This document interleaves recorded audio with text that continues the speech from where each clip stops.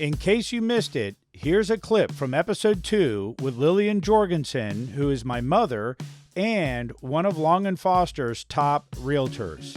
So when you got into the real estate business, did it turn out to be what you thought it was going to be, or did it turn out to be something completely different? No, I never thought it turned out to be anything that I thought, because I didn't know what it was going to be. Yeah. I just knew selling. Yeah. I just knew your intelligence to put it together, have the right answers. But I knew one thing for sure, always to do the right thing. Mm-hmm. Always to make sure that you can look yourself in the mirror. Mm-hmm. And just always, your reputation is all you have. Absolutely. You start going off your reputation, so I would go a long mile around to make sure everything was always done right. Mm-hmm. To this day. Yep, that's fantastic. Yeah. Hey, I just wrapped up my episode with Jerry Berry, and really enjoyed hearing his stories about how he went from milking cows to bowling to selling tortilla chips to becoming a very successful lender in Northern Virginia. I know you're going to enjoy this episode with Jerry Berry. All right, so hey, welcome. We got Jerry Berry sitting down with us today. So thanks for coming in, Jerry. Thanks, John. My parents didn't think I'd be real bright, so they gave me something easy to spell. So I've changed the first letter, and my name works. I'm Jerry Berry. Yep, that's right. Everybody, fun to say. You know what? And every time you say it to somebody, you say, "Hey, you got to give Jerry Berry a call," and they're like, "Are you serious?" Yeah, that's just it. So it's a great icebreaker. That's for sure. Perfect for sales. Yeah, it's gotten you far, huh? It has. That's about all I got going for me, right? Yeah. Well, so I think you got a lot going for you. So Thanks. Let's talk about a little bit about you, and then we'll talk about some of the crazy stuff that's going on in the world today. So you used to be a professional bowler. I did. I'm from the Midwest, Uh-huh. a little town outside of Springfield, Missouri, town of about 2,000 people. My whole family's dairy farmers. Dad was a farmer. Yeah. He sold the farm to my grandfather, and then was hauling milk for a couple of years. He wrecked his truck 2 years in a row on the ice storms. And he got mad and sold his route, and they just happened to build a bowling alley Right. across the road from where the house was. Wow. So Dad knew the guy that built the bowling alley, and this is 64. Yep. And so Dad went to Brunswick Mechanic School and started working at the bowling alley. Wow. So the way I grew up from about 5th grade on, I would ride the bus home because we lived on a small gentleman's farm. Dad milked the cow in the morning. I milked the cow after school by hand. Mm-hmm. How many cows?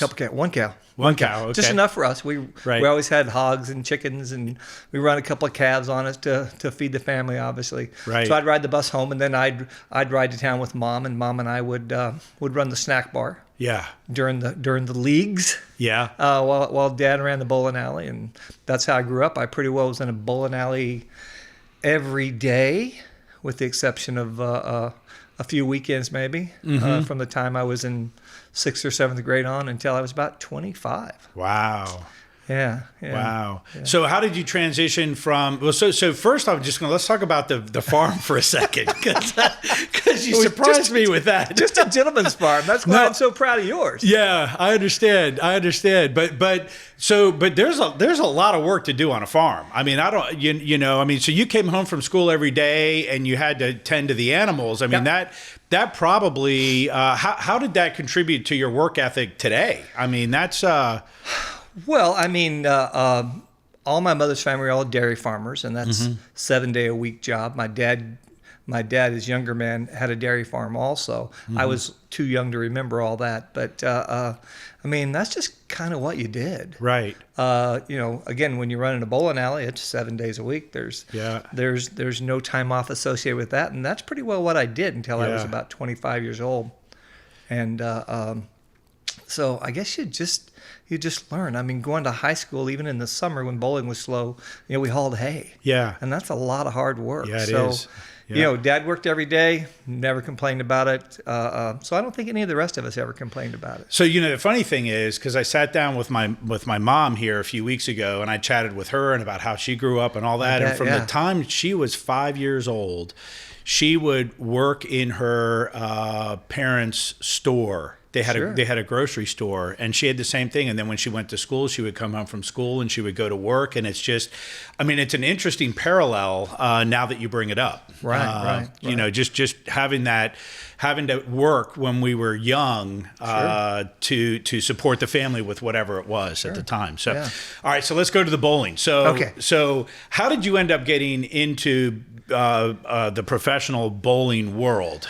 You know, I obviously being in the bowling alley quite a bit, I obviously bowled when I had a chance. Mm-hmm. It wasn't until I went to college though before I realized I really did know how to bowl. That you did know how to bowl. That I did know how to bowl. Yeah. So going to college, obviously my parents didn't have a whole lot of money, so I worked at a bowling alley while I was attempting college. Yeah. And so then that's when I started bowling. So I bowled my first professional tournament when I was 18. Wow. Didn't make any money that day. The second professional tournament, I made money. And then pretty well everyone after that, I did make money. I finished second. And these are regional PBA tournaments, but they were good tournaments. Guys like the Webbers and those guys were in that region. So, you know, I traveled around with Pete Weber for a while and was a pretty good bowler. Yeah. Pretty good bowler. Yeah. But once I got married and that was early on. I was 21 when I got married to my high school sweetheart. And after that, I pretty well thought I was just going to run bowling alleys, and then that kind of moved past. Once you got a family, running a bowling alley gets pretty tough. So from there, I moved out of that industry. Yeah, and then is that what brought you into lending? It is not. Okay. It is not. Okay. So I was at the bowling alley one night. I was running a 40-lane bowling alley in Fayetteville, Arkansas at the time. Right. They had hired me to run that. I've been there about a year and a half, and this guy just kept bugging me. He just happened to be on a team I was bowling on. Yeah. He kept bugging me and said, "You need to come and go to work for me." He said, "You need to do this, blah, blah, blah." He kept bugging me, so I ended up going to work for him. And the story's going to get a little bit long, right? Yeah, well, sure. So you go to work with him doing what? So we were making tortillas. Okay. And tortilla chips. I say we. It was a big operation. Well, that makes perfect sense because you sell chips at the bowling alley, right? There you go. You know what? You have to connect the dots. And so we'll keep, that's your dot number 3, right? Yes. Dairy farmer, bowling alley, tortilla chips. Yeah, I got several dots, okay? Fortunately, my dots lined up nicely for me. But so he said, I need a shift manager for his organization. It was a big organization, had about 400 people, and they made corn and flour tortillas for Taco Bell.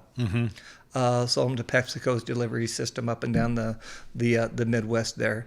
So I went to work for him, and the owner of that company, this is actually how I got out here, the owner of that company sold that company to Tyson's. Right. So that company's still around. It's called Mexican Original. It's a division of Tyson Foods now.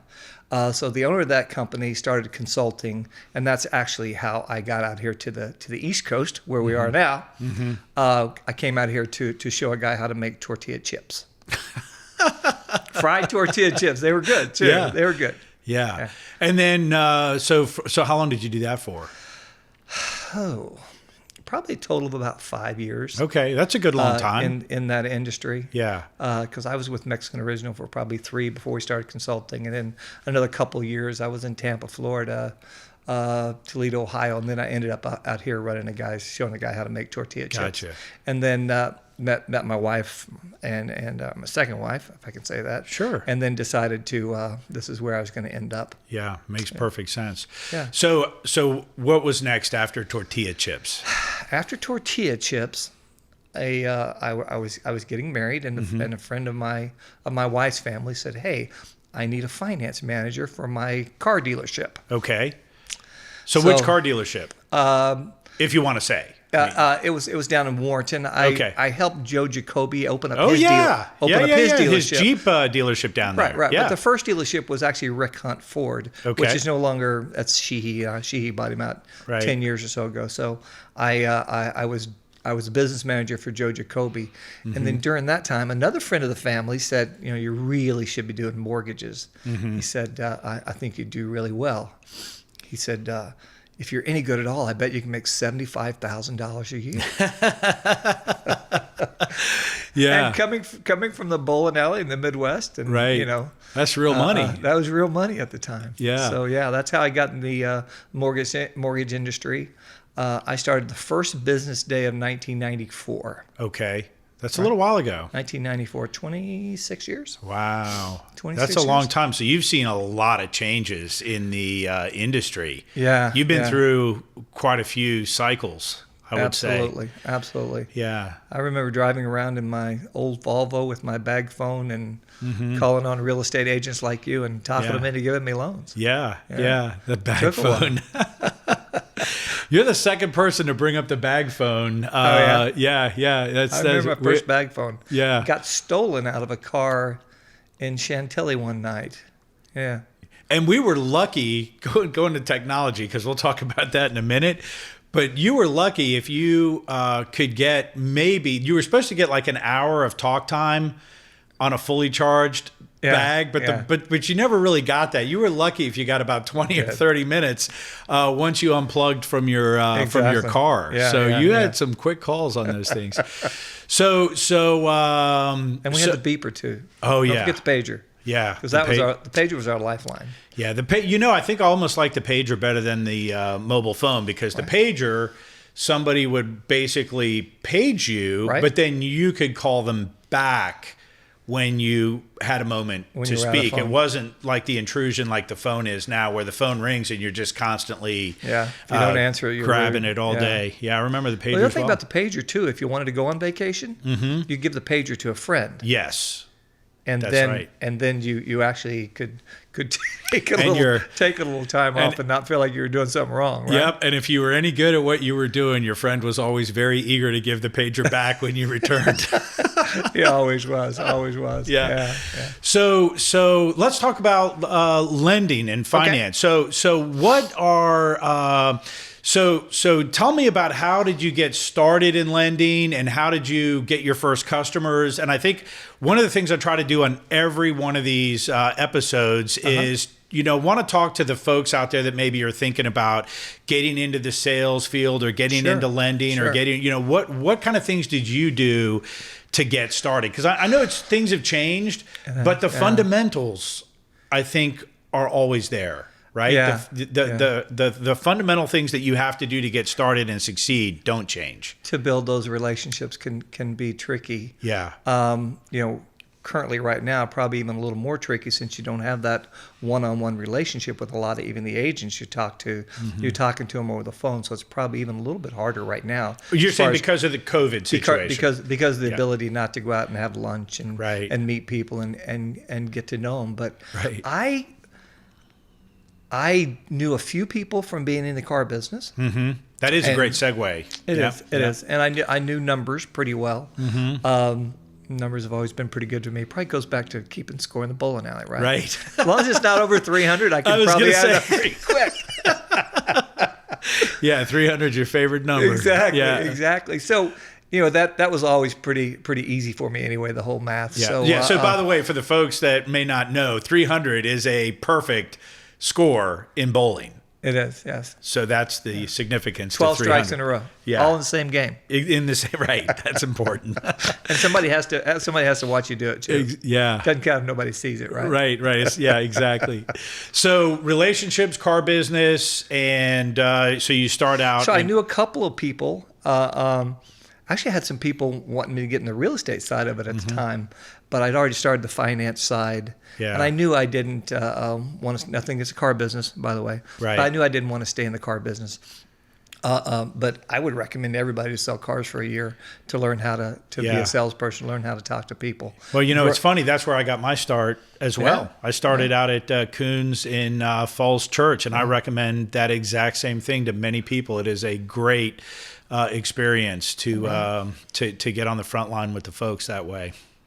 I mean, the sooner you can make someone trust you, you've already won the game at that time. Exactly. And I think that goes back to the way I grew up too, because you didn't know a stranger, because everybody that you met was relatively new, growing up in the bowling alley and meeting people and having to accept all sorts. Yeah. So that means a lot in the sales game, right? Because you and I both know that as I said just a minute ago, as soon as you can convince that person across from you that you're trying to help them and you're not trying to sell them, right? Then you're going to win, right? And that's what it takes to create those relationships. Yeah, it's that ability or that humility, let's say, right? To really care about the person sitting across from you, right? So back in the day when you got started, what kind of things did you do to go out and meet people and build relationships? Drove around. Again, in a 1984 Volvo that wouldn't really go straight. Kind of had to work to keep it on the road. Had my bag phone. My first loan was with an agent by the name of Jamie Herrick, if I can say that. Sure. I still do loans for Jamie Herrick to this day. Wow. She worked in a little Century 21 office at the time out in Bealton. And I went in there one day and they said, no one's ever been in here. On occasion, someone will fax us a rate sheet, but no one's ever been in this office. We've never seen a loan officer come in there because it was, having worked in Warrenton, it wasn't too far from Warrenton, and not knowing anybody in Northern Virginia, and honestly, being a little bit intimidated by some of the people in Northern Virginia because they. That wasn't how I grew up. And it's a different speed. Well, Warrenton is bustle. Definitely more of a country pace than Northern Virginia. So most of my did they ask loans, you if you were lost? They tried to get me to spend the night. They didn't think I'd make it home, right? That's hilarious. Yeah, but I still do loans to this day for Jamie Herrick. So that was the first agent I ever did a loan for. Another lady out of that office, but she's left the area. Sure.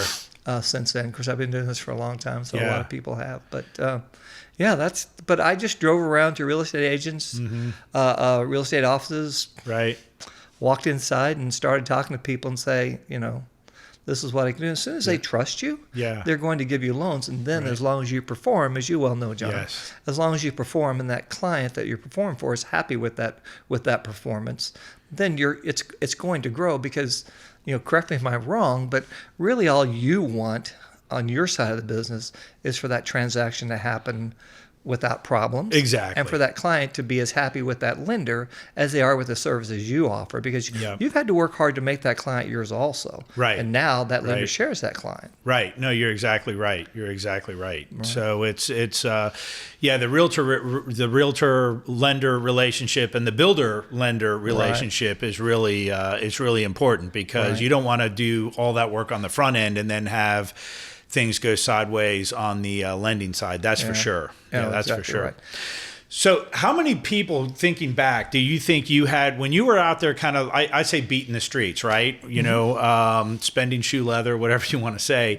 But how many people do you think you had to go out there and talk to before you started picking up clients? Do you think you were getting 1 out of every 10 that you met, 1 out of every 20? Were you getting a higher ratio? I would say personally, I got a pretty high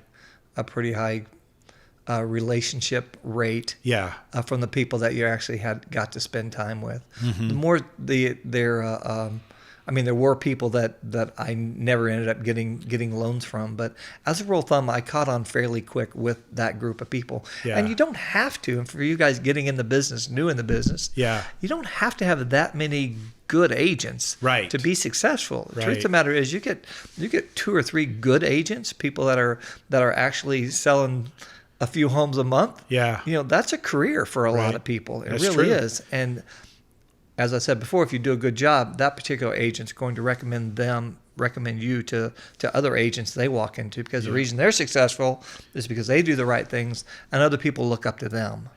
So from there, it just kind of grows. And obviously after 26 years, it's hopefully I've done a pretty good job. You've got a base. Exactly. Michael Schnitzer here, president of Stanley Martin Custom Homes.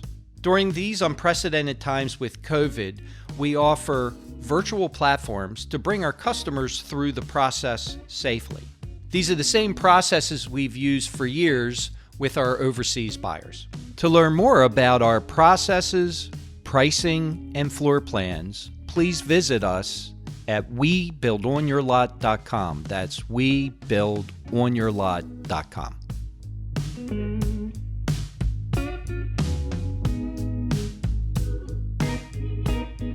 So let's fast forward to now. So how did you end up at First Heritage Mortgage? So the gentleman that got me in the business, a guy by the name of Alex Wish, who was friends of my wife's family, we're still together. Yep.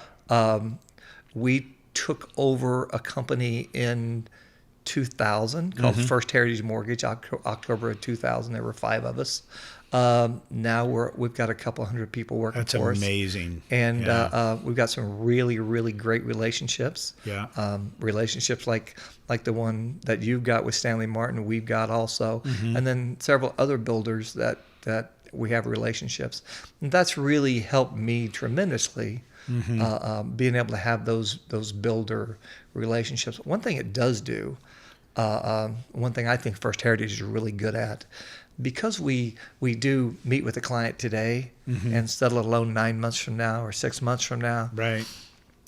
It gives you the opportunity to create loans. Right. It gives you the opportunity to help people do what they need to do so that they're successful in the loan that they get down the road. Right. You've got a long relationship with what we say a long burn time, right? Because you're working with that client for a long time before it actually goes to its final close where the relationship is completed. Yeah. Right. So I mean we get to take people that maybe today couldn't get a loan and then show them what they need to do to make sure that they can get a loan. Right. Whether it's save money, whether it's work on credit, whether it's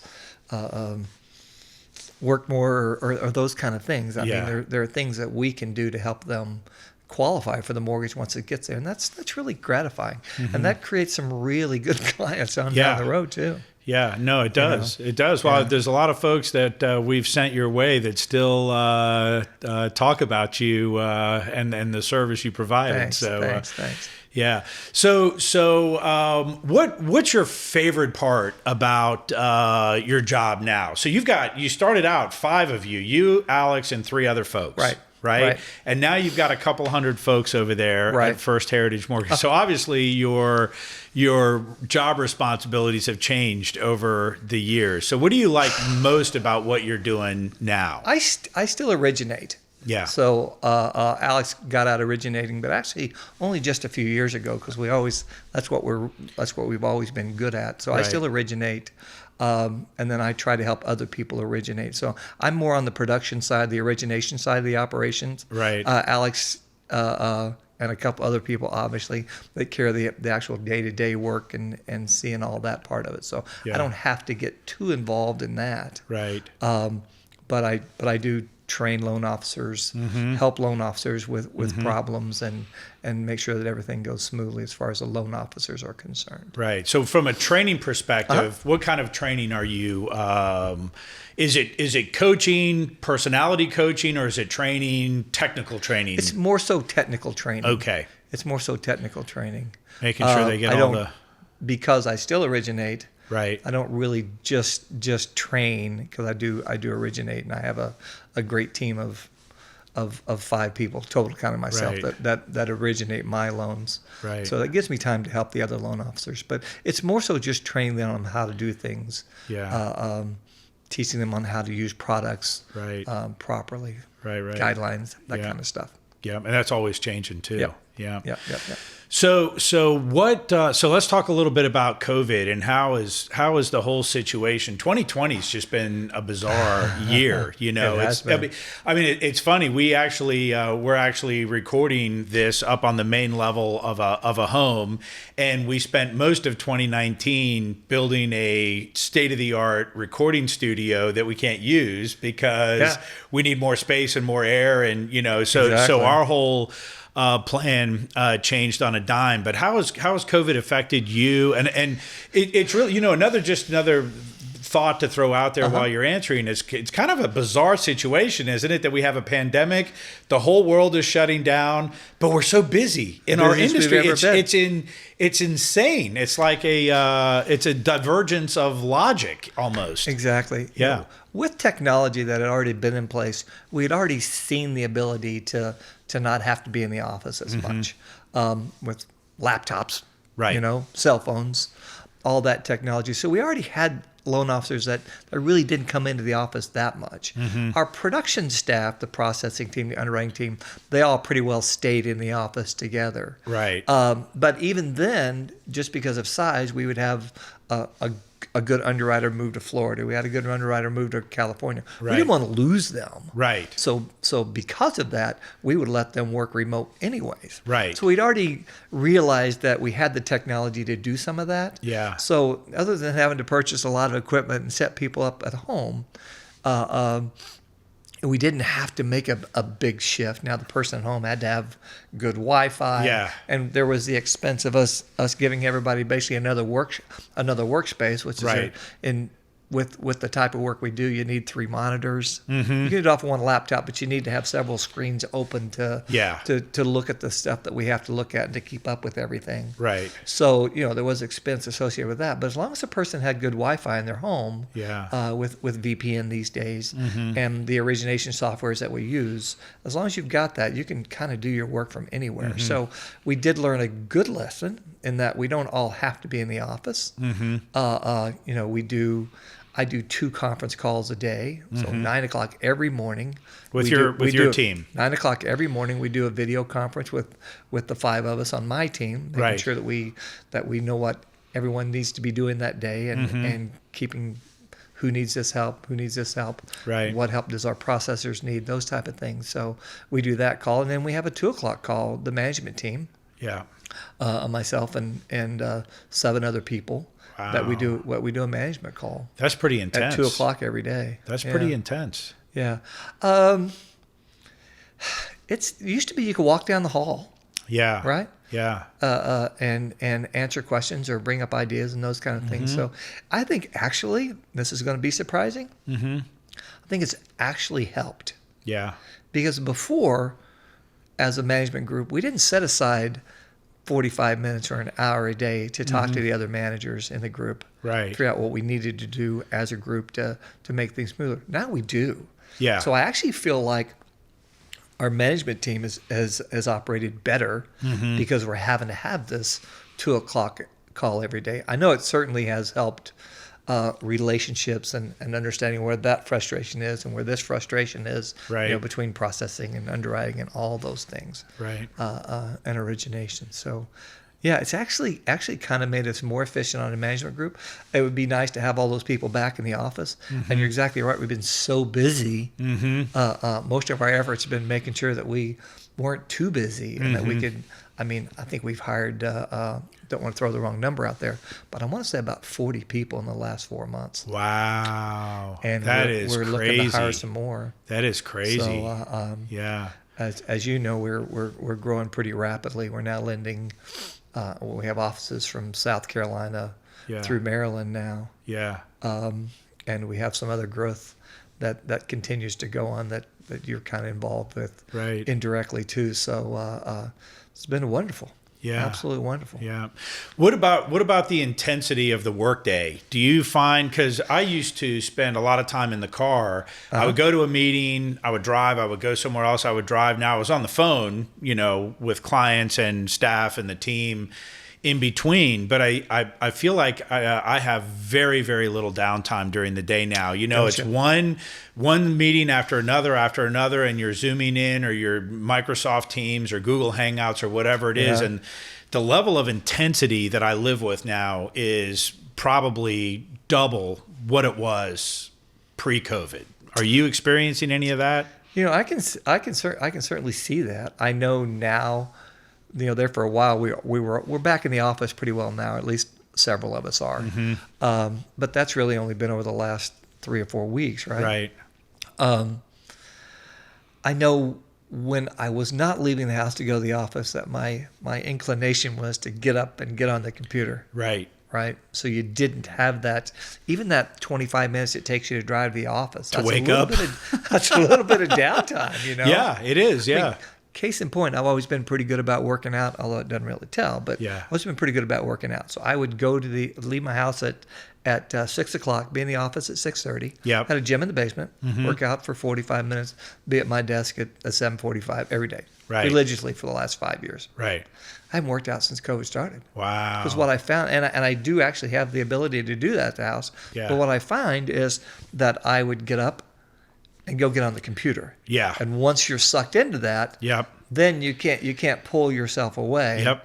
And then when you add to the fact that we have the lowest rates in the histories of mortgages and the most home sales that we've seen since when, 04, 03? Yep. I'm not sure if we're back at those levels yet. We're pretty close. But I tell you, if we had more homes to sell, we probably would be, wouldn't we? Exactly. We just don't have the homes to sell right now. Yeah. Yeah, it's funny you bring up the working out thing. I've got the same challenge. And actually, one of the very, very first things I did when COVID hit was I set up the home gym downstairs. But it's not the same as I'm getting better at it. I'm getting back to it. It's a totally different experience. You know, when you go to the gym and you put your phone in the locker and you put your shorts on and you go to the equipment and you're at it and you're in your own zone and there's nobody interfering with what you're doing, you can get in a good workout. And when you're in your house, it's not the same experience and the same level of intensity with the workout. That's for sure. Definitely. I completely agree. Yeah. Plus the whole waking up thing. You're exactly right. Yeah. It's hard to walk downstairs and get on the equipment. Yeah. But if you had a cup of coffee, you're on your way to the office. Yeah. You know, you've got time to get a little more motivated. So exactly. Yeah. So that's the excuse we've got, right? Yeah, exactly. Exactly. 10 pounds and later. We're going to ride it. We're going to ride that pony all year long. It's all about COVID. I blame everything on COVID, right? You know what? Everybody is. Everybody is. That's crazy. It's definitely the excuse of the year. It should be COVID 2020 instead of COVID-19. No, definitely. So what about your team? You know, have you noticed has everybody on your team done okay, or do you have people? You know, just to kind of throw something out on our organization, I think we initially all went into shock. I think we didn't really know what was coming, and we made a lot of very quick decisions. And then we had to deal with upgrading some laptops, and we had some technology issues, right? We had webcams that weren't quite up to par, and you know, so we probably spent about 3 weeks, maybe a month, going through that. And then I noticed that some of the folks on our team just started almost, I don't want to say went into depression, but I think the reality started to set in, like the world had changed, you know, but we didn't have time. Did you go through anything like that on your team? Did some folks have struggles, or did everybody just adapt easily? You know, I'd like to think that we really didn't miss much. We haven't had a chance to. Well, John, you know what? Fair enough. We haven't had a chance. Fair enough. You guys probably never ever got a second to catch your breath, and we actually had some pretty good downtime. I think in the very beginning of this. No, we didn't have it. We went right into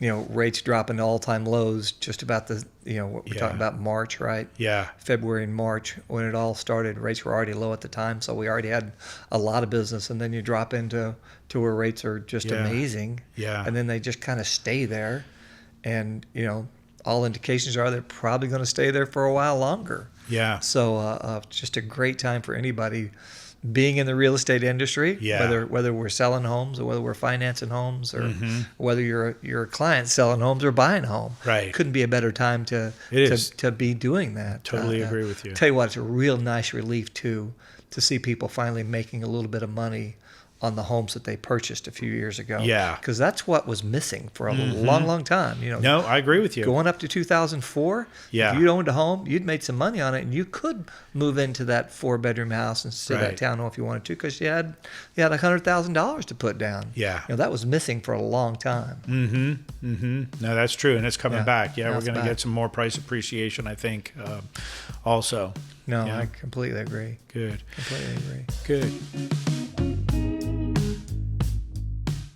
Like what you're hearing on the Go With John show? Please share it with your friends. They can sign up at gowithjohn.com.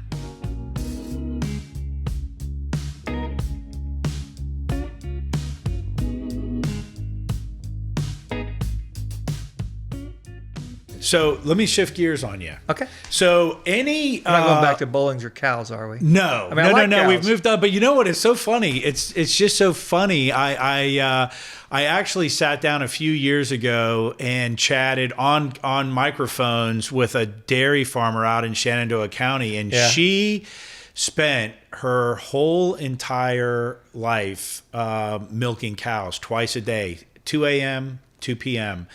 And Mo's whole family. I mean, she's 80 years old now, and she's still my neighbor, and I still see her. But it's really a, she's never gone anywhere, never gone on vacation, and she's been there for the cows her whole life, and it's really an interesting thing. So when you brought that up, it kind of caught my attention. I mean, that's the way it is. Yeah. I mean, even as a kid growing up, just having the one cow, that was still a big responsibility, because if she didn't get milked within a certain amount of time, you knew it real quick. Yeah. She'd start yelling at you. Yeah, but and you had your dad doing it in the morning. You only had to get the one shift, right? I only had to do it. Yeah. Except a lot of times Dad would wake me up on the weekends and say, come on, milk for me, would you? Yeah.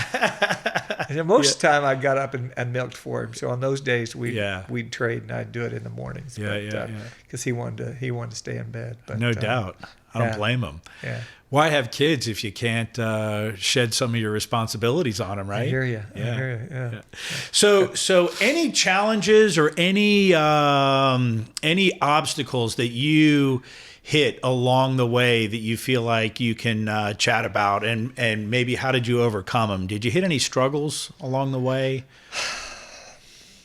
I think in the real estate industry, we obviously had the financial collapse of 2008. I don't know how that impacted you, but any other? That was definitely the biggest thing that we saw hit our industry, and that we had to work through, was that 2007, 2008 cycle, where pretty well everything went away. Yeah. Production for me probably went to about 40%.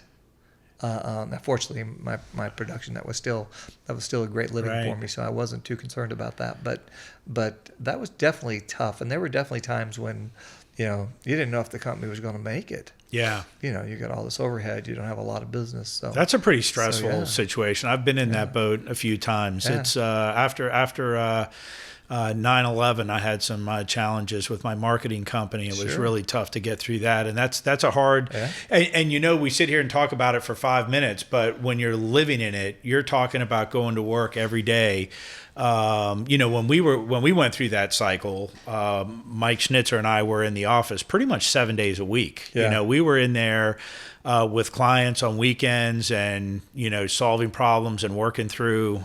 We had to work probably 10 times as hard for every sale, I think, because folks were scared. Absolutely. I mean, it was a really difficult time to buy a home, because the financial markets were going crazy, all the things you were going through. So, take us into that a little bit if you can. So when you're going to work every day and you're trying to put on a happy face for the customer, right? But then you got to turn around and look at your books. Well, fortunately, there was business during that time period, so it wasn't like there wasn't business. There were rates after that period dropped, so there was actually a little bit of refi boom from a lending standpoint to work it out. What was so difficult for lenders at that time was that if you sold a loan that someone foreclosed upon, you could have what's called a buyback, where you had to basically buy back that $200,000 loan or whatever it was. Right. And what does that mean exactly? So if you have to buy it back, now you have to pay, you have to come out of pocket with your money. $200,000. Right. Yeah. So you have to have enough income to generate to keep going, and that's why a lot of lenders didn't make it during that phase. I'm very proud of the fact that we did make it. Yeah. For one thing, we didn't do a lot of the loans that were sent back to lenders because they weren't done properly, and all the loans that went through at that time. Yep, the no doc loans, you could walk declared in income. Yeah, if you had a 700 credit score, you could walk in and you could do 100% financing, and we have to verify anything. Right. And it wasn't really our fault, because you would have the big companies, the Countrywides, the Wells Fargo come and saying, "Hey, on that second trust, I don't even know if they've got the assets." Right. If they got a 700 credit score, they're never going to default on anything. I blame the whole thing. Obviously, there's a lot of greed involved as far as the bonds and everything that were available, but I blame the whole thing on credit scoring. I may be one of the few people that do that, but the industry felt like at that time, if you had a 700 credit score, you would never default on your loan, right? And then a lot of people did. Everything was good. Yeah. Yeah, everything was good. If you had a 700 credit score, you could walk in and we could give you a 80% first with one company, a 20% second with another company. You could do 100% financing. You could do no doc. You didn't have to verify anything. And those loans, it got so people weren't buying houses for houses. They were buying houses just as investments. Right. Now we don't have that. Right. People are buying homes for homes. Yeah. They're not, although I'm sure there are some speculators out there that are buying homes in hopes that they can sell them rather rapidly, not necessarily flippers, but other people too. But at that time you weren't buying a home, or a lot of people weren't buying homes as homes. They were just buying them as investments. Yeah. You know how crazy it got. Yeah. So so folks would buy a home in a new community Absolutely. that was under construction. Yep. And they would pay $600,000 for it. Absolutely. And they would own it while it was being built, and they locked in their price. And by the time it was delivered to them, they could turn around and sell it in some cases for $800,000. I mean, it was going up that much in the cycle of a year, right? And then, when the music stopped, sure, and you had people who bought homes for $800,000 or $900,000, and all of a sudden the market crashed. Now they couldn't sell them, and they owed more on them than they were worth, and couldn't make the payments. Yeah, and it wasn't just the new home buyers that were fought, but there was a whole industry of folks out there that just absorbed inventory and drove the prices up, and the lenders and the appraisers, and it all just worked together, and bam, there you have it. So, and then you also got into the word of mouth, where mom and dad, who worked really hard and had never made a whole lot of money, the normal person like you and I, where their friend had made $60,000 or $70,000 keeping a house for 6 months, and said, "Hey, you need to do this. Yeah. We're going to do it again." Right. And then so that all just snowballed into people that weren't even speculators, that turned normal home buyers into speculators. Right. So I've got my and it was years later before some of these people were able to get rid of those homes, and a lot of people didn't walk away. Right. You'd like to know that, but a lot of people didn't walk away. A lot of people held the investment, took the beating, and then sold it when they could. Yeah. But I have friends that got caught in that. There at the end. Well, these guys just made that much. I'm going to buy this house. Yeah. And they were the ones that got stuck holding the bag. Yeah. Yeah, makes it. We don't want to talk about bad times, though. No. It's about it's about getting through it, right? Yeah, and it's about surviving it. So I think one thing that I could say about you for sure and your whole organization over there is everybody came to work every day just like we did. Yeah. And we met with the clients and we worked our way through it, and we just took one day at a time. And it was a struggle for probably about 18 months. I mean, I think it was. Yeah. I think it was a really tough time, but and then it becomes the new normal, and then you kind of work your way out of it, which is kind of going to find ourselves in here this time. I think probably on the lending side, we were probably a little more fortunate than you guys were. Oh yeah, absolutely. We did have those refinances to help pay the bills during those times, and keep you busy, and have some good news in between the bad news. Yeah, that's for sure. It always works that way. It's, definitely a good industry.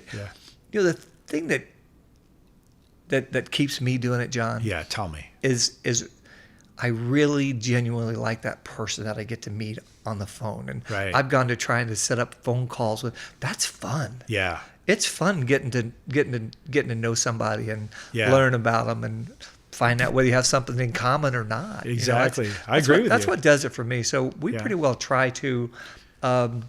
Have two people that will set up calls for me now. Talking about scheduling calls. So they'll schedule calls, and I try to do the video call with everybody that I can. Right. Just so they do see and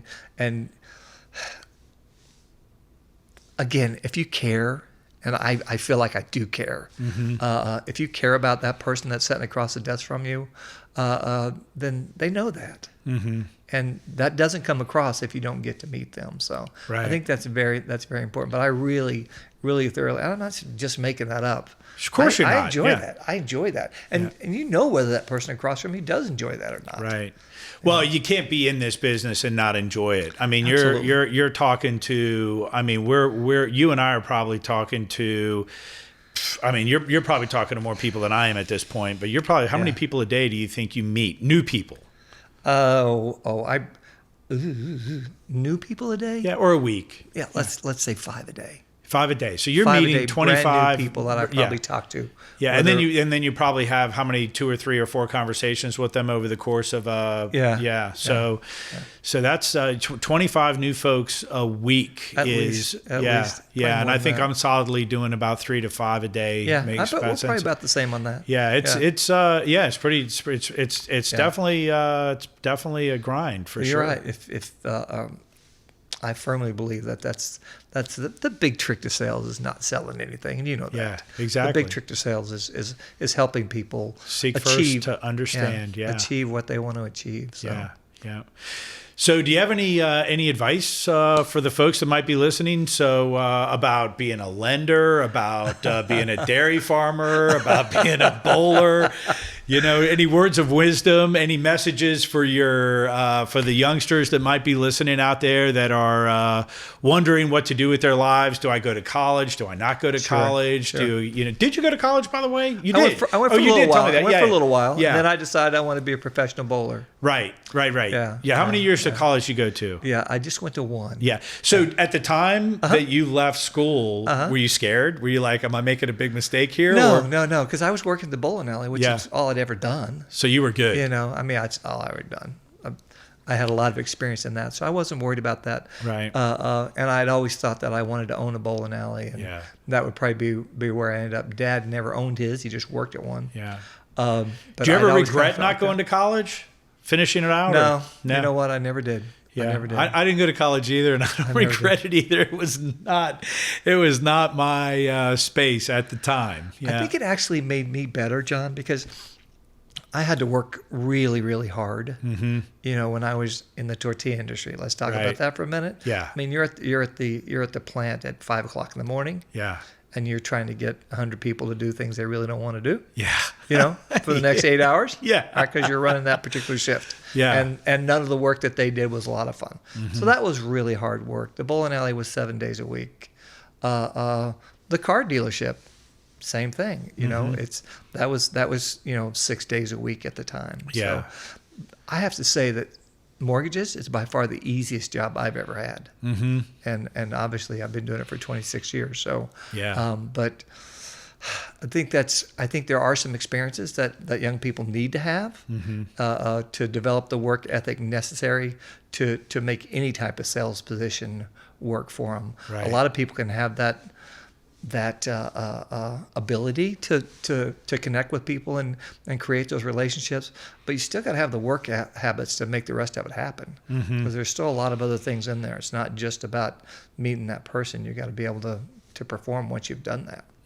So I would highly recommend anyone to be in the sales field, whether it's selling real estate, selling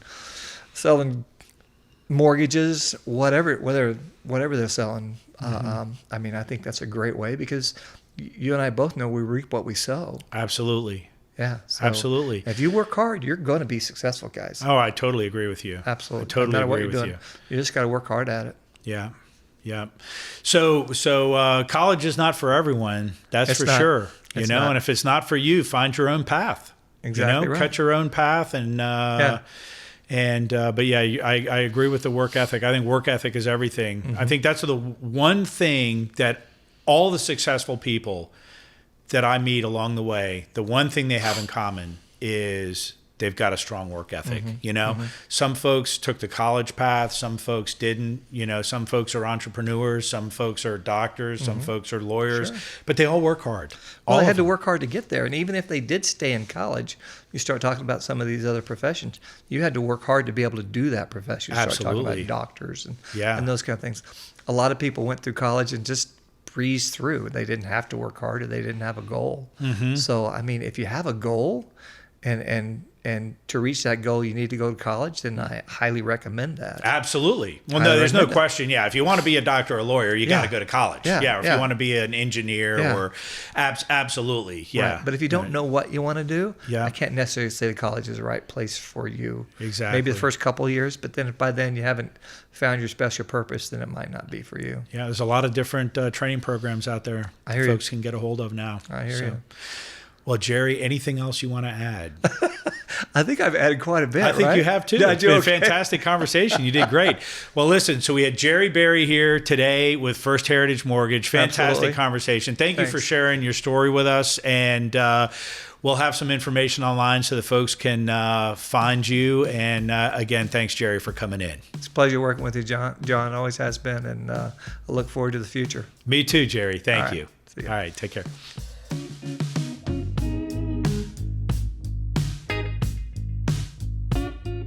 Hey, I hope you've enjoyed this episode of the Go With John show. Please subscribe on the podcast platform of your choice and keep up with our latest episodes and what's going on with the show at gowithjohn.com. That's gowithjohn.com.